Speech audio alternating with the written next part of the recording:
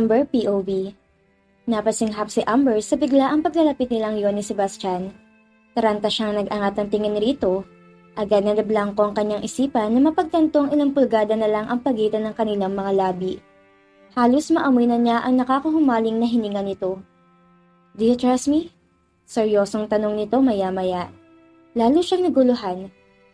"Ha?" He didn't respond. He just quickly picked her up in his arms and made her sit on top of the old oak work table. She wanted to protest, but she was too confused to think. How much more to speak?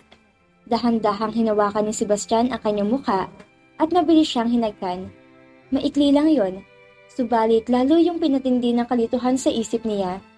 Maya-maya pa, mabilis na bumaba ang labi nito sa balikat niya. Agad na natunaw ang kanyang determinasyon habang nakapikit.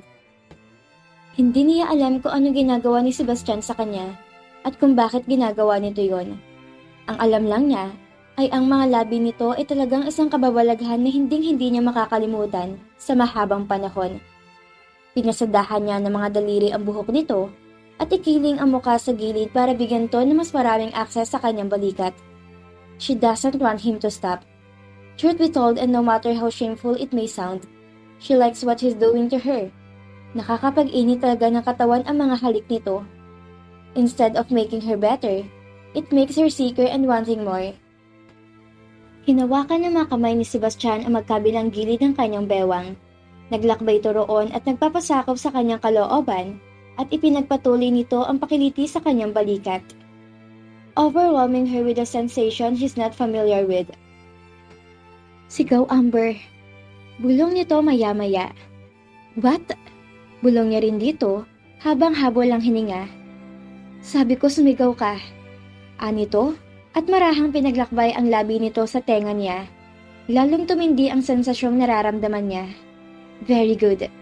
Anito bago pinaghiwalay ang mga hita niya upang lalo siyang mapalapit dito. "Now under the buttons of my shirt." Bahagya niyang iminulat ang mga mata at nagdidiliryo sa sinabi nito sa kanya. Kinapa niya mga botones ng polo nito at tinanggal ang unang 4 na botones mula sa itaas. Nanginginig ang mga kamay niya dahil ito ang unang beses na naging ganito siya kalapit sa isang lalaki. Ilang segundo pa ay nakita na niya ang perpektong katawan nito. He was all muscly over in a gold way. His body was perfect for her, and now more than ever, kumbinsido siya na tagang napakahati si Sebastian. At iniisip niya kung hanggang saan ang mararating nila ngayon. Bagamat birhen pa siya, but she's not that innocent pagdating sa pagiging intimate sa isang lalaki. She knows the difference between making out and making love. And the question is, will she be ready to go all the way with him, knowing that the circumstances of their marriage is just out of pretense? Tuluyan na siyang napamulat sa naisip. At bago pa man niya tuluyang masagot ang tanong sa isip niya, tumigil si Sebastian sa paghalik at paghaplos sa kanya. Maingat siya nitong niyakap pagkatapos bago inilagay ang mukha sa balikat niya. Gaya niya, marahas din ang paghinga nito at ramdam niya ang malakas sa pagkabog ng puso nito. Ilang sandali pa silang ganoong hanggang sa bumulong ito. "May nakamasid sa atin sa pintuan. I'm sorry. Kailangan kong gawin ang dapat kong gawin para maging kapanipaniwala tayo. Don't worry, wala na sila. We are in safe space for now." Ani Sebastian bago siya binitawan. Naglakad ito ng ilang hakbang palayo sa kanya bago to mabilis na nag-ayos ng sarili. Pinanonood niya ang pag-aayos sa sarili nito habang hindi pa maayos ang wisyo niya. Subalit, nang tumimo sa isip niyang sinabi ni Sebastian, agad siyang pinamulahan ng muka. So, it was all for a show and not some dumb need or feeling he has for her. That's it? Nothing special. Biglang kumurot ang kanyang puso at hindi niya alam kung para saan yon. Dahil ba hinalikan lang siya nito nang hindi muna sinasabi ang sitwasyon? O dahil ba naparito siya upang damhin ang mga halik nito when she's not supposed to? Or was she that disappointed to know na nagdadrama lang si Sebastian kapag hinahalikan at hinahawakan siya nito? Mabilis siyang bumaba sa table at alanganing humakbang patungo sa pinakadulong bookshelf. Pinakamalayo kay Sebastian at doon tuluyang inayos ang kanyang sarili. Pumikit siya at hinawakan ng kanyang balikat. Nararamdaman pa rin niya ang labi ni Sebastian doon at hindi niya alam kung anong kailangan niyang gawin sa pwesteng alaala nito. What do you expect him to do? To go all the way with you when you are just his contract wife? A stranger that he will dump after 6 months after serving your purpose? Pangangaral ng isip niya. Nagyuko na siya ng muka. Masakit marinig sa sariling isip niya ang katotohanan. Nahihiya siya sa sarili dahil sa nararamdaman niya ngayon. Siyempre, paano niya makakalimutan na umakting lang sila? Alam na alam niyang nasa papel lang ang relasyon nila ni Sebastian at wala talagang importansya sa totoong buhay. And yet she expected more. Paano niya hinayaan ang sarili na umasa ng higit pa? Kasalanan niya kung bakit ganoon ang pakiramdam niya. Kasalanan niya ang pag-iisip na lampas hanggang sa kanilang kontrata. Kasalanan niya ang lahat. Hindi na dapat maulit yon. Pangangaral ni Amber sa sarili. Sebastian is not your husband. Sebastian is not your husband. Paulit-ulit niyang sigaw sa isip dahil baka sakaling tumuwid na ng tuluyan ang wisyo niya at hindi na siya magkamali pa. Nasa ganoong pag-iisip si Amber na magsalita si Sebastian sa likuran niya. Hey, are you alright? Anito, inulit niya ang mantra na ginawa niya para sa sarili. Bago siya huminga na malalim at humarap rito, agad na nag-init ang pisngi niya na magtama ang tingin nila. I'm perfectly fine. Alanganin niyang sagot bago muling umiwas ng tingin. Ngayong matino na siya at kakampi na niya ulit ang lukihan niya, mas na-realize niya kung gaano kalaking pagkakamali ang nagawa niya kanina. Siguro tama si Bianca talaga. Kailangan na niyang humarot at maghanap ng boyfriend. Siguro, kaya ganoon ang reaksyon niya kay Sebastian. Dahil itong unang lalaking gumawa nun sa kanya. OMG, the man was even her first kiss. Oo, yun lang siguro yun. At hindi dahil unti-unti na siyang nagkakaroon ng kakaibang pakiramdam para dito. She mentally shook her hand and composed herself. What was that? Tanong niya agad rito sa madilim na tinig. Napataas ang kilay niya. Anong what was that? Napangisi siya sa isip. Matapos ito maglakbay sa balikat niya kanina, bigla itong walang maalala. Agad na nanliit ang mga mata niya rito. Bakit mo ako hinalikan ng ganon? Sinabi ko sa iyo na may nag-spy sa atin sa pinto. Kalmado ang sagot nito. Lalong nagsalubong ang mga kilay niya. How sure are you that someone was at the door? Ni wala nga ako narinig na ingay na may sumunod sa atin kanina. Lumapit si Sebastian sa kanya. Ang mga taon ng pag-aaral sa mismo sa silid na to ay nagsanay sa akin na malaman ko ano nangyayari sa labas kahit hindi ko tinitingnan. He replied, sadness in his eyes. Bigla niyang naalala na homeschool siya hanggang high school. Pati rin siguro siya kung mabuburo sa library araw-araw. Baka mabilang niya pati mga alikabok sa bawat libro. Sorry, if I caught you off guard. I should have told you right away. Kumibot ang labi niya. Should I expect more people spying on us in your lake house? Let me say that let's just be more prepared. Sabi nito, lihim siyang ngumiwi. Mukhang dapat niyang sipagan ang pagmamantara. Maya-maya pa, may naalala si Amber. Hindi mo pa sinabi sa akin ang tungkol sa sumpa ng pamilya mo. Pilyo itong ngumiti. Bakit? Handa ka bang sirain ang sumpa para sa akin? May na-interview ako matanda manggagamot noon. Magaling magtawas. Dadalhin kita sa kanya para matanggal yung mga sumpat kung ano-ano ka sa katawan mo. Ngumisi si Sebastian at sumandal sa bookshelf. Kumbaga, bawat henerasyon sa pamilya namin ay binayayaan lang ng isang anak. Nag-iisang anak ang lolo ng lolo ko at daddy ko. At saka, alam mo naman ang nangyari kay Logan. Kaya ayun, nag-a-assume ang lola ko na baka sa pamilya namin, isinumpa na magkaroon lamang ng isang supling bawat henerasyon. Kumarap si Amber at napaisip. Kaya naman big deal kung hindi ayos ang kasangga mo. Umiti ito at tumango. Pero hindi mo na kailangang alalahanin yun, Amber. Ang aking kasanggay gumagana ng maayos. Ang importante, nandito ka't umaarte ka ng naayos sa napag-usapan natin. We are safe, for now. Umaarte na naaayon sa napag-usapan? Kumibot ang labi niya. There, sinabi na naman ni Sebastian, umaarte lang silang dalawa. Maya-maya pa tumunog ang cellphone nito.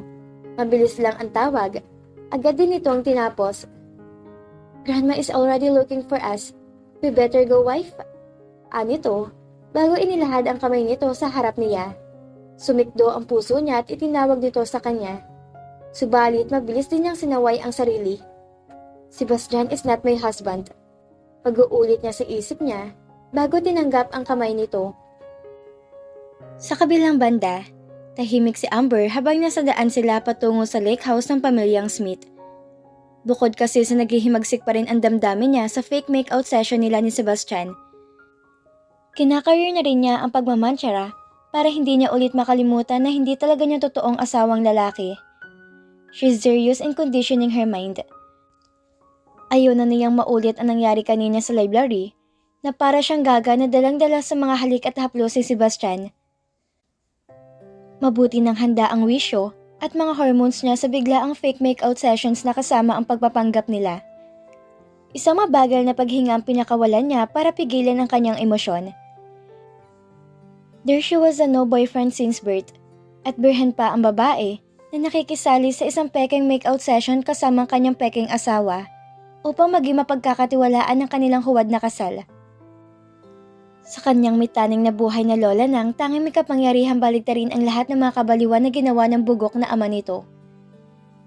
She used to be a woman who speak her mind boldly and live her life freely. At kung paano biglang naging ganon ang buhay niya ngayon, malay niya. Sa totoo lang hanggang ngayon, naguguluhan pa rin siya sa sitwasyon. Hindi talaga siya makapaniwala sa bilis ng mga pangyayari. One mistake led to another. And now there she was, the other half of fake marriage. Noong bata pa siya, pinangarap niya magkaroon ng first kiss sa lalaking pakakasalan niya. Na nangyari naman. Pero hindi naman kasi counted si Sebastian dahil hindi naman nila mahal ang isa't isa. Bumigat bigla ang puso niya pati first kiss niya. Peke rin. Okay lang yon. Maganda naman ang halik nito. Kantsaw ng isang bahagi ng isip niya. Agad siyang pinamulahan ng pisngi. Lalo niyang sinisiksik ang sarili sa pinto ng kotse. Sariwa pa sa isip niya ang ginawang paghalik ni Sebastian sa labi at balikat niya kanina. Ramdam na ramdam niya pa rin ang matipunong perpektong katawan nito sa ilalim ng malamyos nitong haplos. At siya naman si Gaga, dalang-dala. Yun pala may chismosa lang sa pinto. Agad na nanikwas ang nguso niya. Bumalik ulit ang gigil sa isip niya. Bakit? Gusto ba niya totoo na lang yun kahit na nagpapanggap lang sila? She's really crazy. Sebastian is not your husband. Pagpapaalala niya ulit sa sarili niya. Are you okay, Amber? Untag sa kanya ni Sebastian maya-maya. Umayo siya ng upo at alanganing bumaling dito. Ha? Oo naman. Aniya. At muling iniiwas ang tingin sa labas ng sasakyan. You look tense. Kumurap siya at lihim nang umiwi. Was she that obvious? Ayaw niyang malaman nito na hindi pa rin niya makalimutan ang fake makeout session nilang dalawa sa library. That will be the most shameful thing that would happen to her kung sakali. Nag-iisip lang ako. Pinaalalahanan niya ang sarili na kailangan niya mag-ingat sa kanyang mga salita. Dahil may ibang kasama sila sa sakyan. At the same time, sumulyap din ang driver sa kanya na para bang nakikiramdam din talaga sa mga kilos nila ni Sebastian. Guess she really had to scrap the idea of safe space. Ngayon nandito na sila sa Nevada.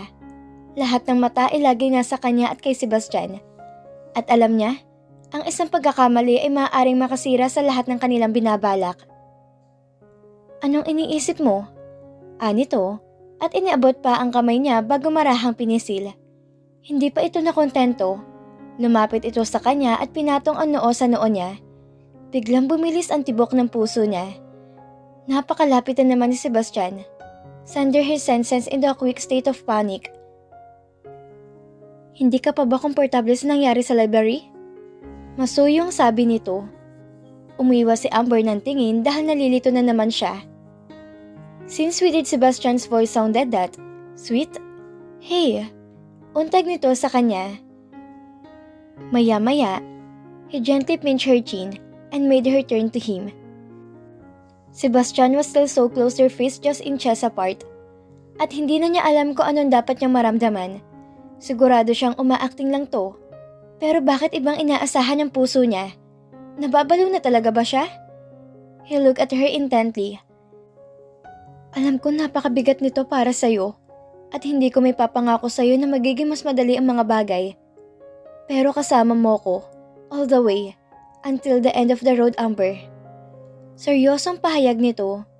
Iniwas niya ang kanyang pagkalito. Ang kanyang logical ay sinusukat ng katotohanan at kasinungalingan sa mga salita nito. Pero gusto maniwala ng puso niya na walang kasinungalingan ang deklarasyon ni Sebastian. Kung gaano kalungkot ang kanyang sitwasyon, siya ay dating napaka-logical at yun ay gumagana ng perpekto para sa kanya. At ngayon, hindi na niya matukoy ang katotohanan sa kasinungalingan. Sisiguraduhin ko hindi tayo magagambala ngayong gabi. Dugtong pa nito, bago kinintala na maagang halik ang kanyang pisngi. Wala sa sarili siyang napatango at ibinalik niya ang tingin sa labas ng sasakyan. Iyon ang pinakamaliit na magagawa niya para pakalmahin ang sarili sa loob ng nakakasuffocate na espasyo sa loob ng sasakyan. Maya-maya pa ay tumunog ang cellphone niya. She quickly finished it from her handbag and saw that she had a message. It was from Sebastian himself. She glanced at him quickly. Nakatingin na to sa labas ng bintana. His elbow was leaning on the window of the car. His fingers were holding his chin. He looked like he was into deep thinking. Hindi siya kumibo at muli lang niyuko ang kanyang cellphone. Mabilis niyang binuksan ang mensaheng ipinadala nito sa kanya. The driver was looking. Sorry for the kiss. Huminga siya na malalim at pinagpatuloy ang pagtingin sa labas ng sasakyan. Isang alon ng sakit ang muling bumangon sa kanyang puso. Kasinungalingan. Naging kasinungalingan na naman ang lahat. That's two strike for her in a day. Kailan kaya niya malalaman na lahat ng ginagawa at gagawin ni Sebastian para sa mga susunod na araw na darating? Peke ba lahat? Kumibot ang labi niya at lihim na pinagalitan ang sarili. Pangalawang araw pa lang niya to na pagiging Mrs. Smith. Mahabang panahon pang babuunin niya para matapos ang kontrata nila. Baka masanay na siya sa mga susunod na araw. Kailangan lang niya pagsikapan ng kanyang puso't ipaalala na lahat ng ginagawa ni Sebastian para sa kanya ay walang kabuluhan. She can do that. She hopes so. This will be our room. Anunsyo ni Sebastian bago nito itinulak ang malaking kahoy na pinto sa harap ni Amber. Agad na tumambad sa kanya ang malawak na silid na naliliwanagan ng natural light mula sa veranda. At kahit alam niya na ang lahat ng bagay sa silid na iyon, ay kasing mahal nang naiisip niya. Tulad ng iba pang mga bagay na nakita niya mula sa iba pang bahagi ng buhay. Ang kanilang silid ay parang maaliwalas at maagang nakakatanggap at nakaka-relax. Tinatanaw ng kanilang silid ang sikat na Lake Tahoe na may kulay pilak na tahimik na tubig na kumikinang laban ang mainit na araw sa umaga. And she must admit, the beauty of nature on that side of the world was really a sight to behold. Sigurado siya, mag-e-enjoy siya magbakasyon doon. Kaya lang, hindi naman bakasyon ang ipinunta niya rito. Nandoon siya para umarte. Nandoon siya para magpanggap bilang Mrs. Smith. She instantly stepped inside the room and followed Sebastian. Nang makapasok siya, mabilis na isinara ni Sebastian ang pinto ng kwarto at nagmamadaling humiga sa malawak na kama. Finally a bed. Anito, pumikit bago nagbuga ng hininga na parang wala siya roon at wala itong kasama. Ibinagsak niya sa wooden floor ang bitbitiyang overnight bag. Agad tong napamulat dahil sa ingay na nilikha niyon. Mabilis nitong itinukod ang mga siko nito sa kama at tiningnan siya nang nakakunot ang mga kilay. What? Namewang na siya. One bed? Reklamo niya pabulong. Napaupo ito. So? Anong so? Hindi ako tatabi sa'yo. Gigil niyang sabi. Sandali itong nag-isip. Okay, The floor is yours. Casual na sabi ni Sebastian bago tumayo. Dumiretso sa mini ref na naroon at kumuha ng tubig. Tama bang dinig niya? Patutulugin siya ng magaling na lalaki sa sahig. Hindi na siya nakapagpigil. Lumapit siya rito, tinampal ang braso nito. Bakit ako matutulog sa sahig? Ikaw yung lalaki. Reklamo niya. Lalong nagbuhol ang mga kilay ni Sebastian. Kung ipinapahiwatig mo sa akin na sa sahig na lang ako matulog, isipin mo ulit Mrs. Amber Smith dahil hindi ko gagawin. It's either matulog ka sa kama kasama ko o matulog ka sa sahig. Inubos nito ang laman ng bottled water na hawak nito bago ito dumiretso sa banyo. Napapadyak na siya sa inis. Sinasagad talaga ni Sebastian ang pasensya niya. How can he just act coolly about them sharing beds? Gayon napakalaking problema niyo sa kanya. Pumihit si Amber paharap sa kama at otomatikong kumabog ang kanyang puso. Hindi sila pwedeng magtabi ni Sebastian ngayon sa higaan. Hindi ngayon. Dahil nasasanay lang siya sa isip at katawan niya na maging walang pakaalam at hindi maapektuhan sa mga ginagawa nito. Nakastrike to na ang mga hormones niya sa pag-aasyong ngayong araw at hindi na niya hayaan ng sariling makastrike 3. Alam niyang naninibago lang siya. Si Sebastian ang kauna-unahang lalaking nakalapit sa kanya ng ganoon. At alam na ni Amber ngayon na ang mga nauna niyang reaksyon mula sa mga halik at hawak ni Sebastian ay normal na reaksyon lamang ng kanyang katawan. Because she had never felt those emotions before. Alam niyang kailangan lang niya ng oras para masanay sa mga bagay-bagay. In time, makokontrol niyang kanyang emosyon at hindi siya magiging matunggumpay sa paggawa niyon kapag natulog siya sa tabi ni Sebastian ngayong gabi. Gigil siyang bumaling sa isang pinto na sa tingin niya ay walk-in closet. Agad siyang humakbang patungo roon at itinulak pabukas ang pinto. Napigilan niyang paghinga na makitang isang nakaayos na color-coded closet ng isang lalaki. Ang mga kamiseta, suit at pantalon ay maayos na nailagay sa bawat isa-isang mga racks. Pati ang mga sapatos maayos din na nakadisplay sa kani-kanilang mga lalagyan. Pakiramdam niya ay pumasok siya sa isang department store sa Gara at ayos ang walk-in closet na magaling na lalaki. That closet, just like the rest of the house, screams elegance and money. Lots and lots of money. Well, what does she expect? The man is billionaire for crying out loud. Ngumisi siya at pumasok sa walk-in closet. Agad niyang iginala ang mga mata sa mga kagamitan na naroon. At the bottom of the rack, she found a couple bed of sheets, towels and extra pillows, just the exact thing she was looking for. Agad siyang kumuha ng 4 na unan at isang bedsheet bago nagmamadaling lumabas doon. Ibinagsak niya ang mga unan sa kama kasama ang bedsheet. Alam niyang ayaw niya matulog sa sahig, ngunit ano bang pagpipilian niyang meron siya? That or she won't sleep tonight at all because of her hormones going haywire. Abala siya sa paglalatag ng mga unan sa sahig nang biglang bumukas ang pinto ng banyo. Inaangat niya ang tingin sa pinto at nakita niya si Sebastian.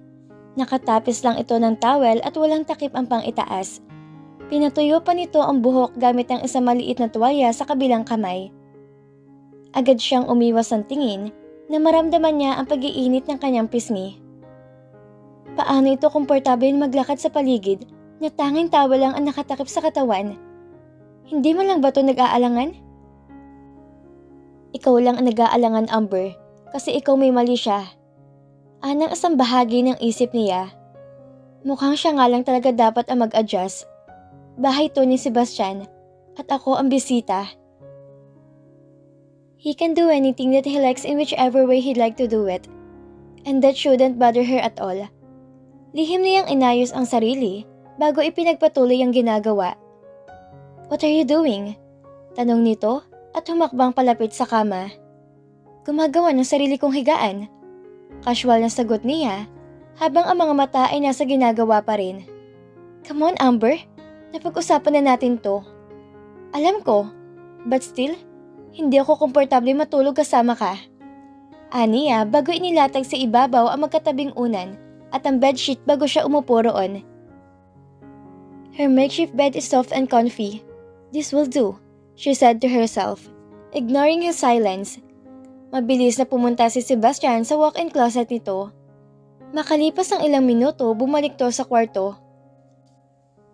Wala tayong ligtas na lugar dito, Amber. At saka pareho tayong pumayag.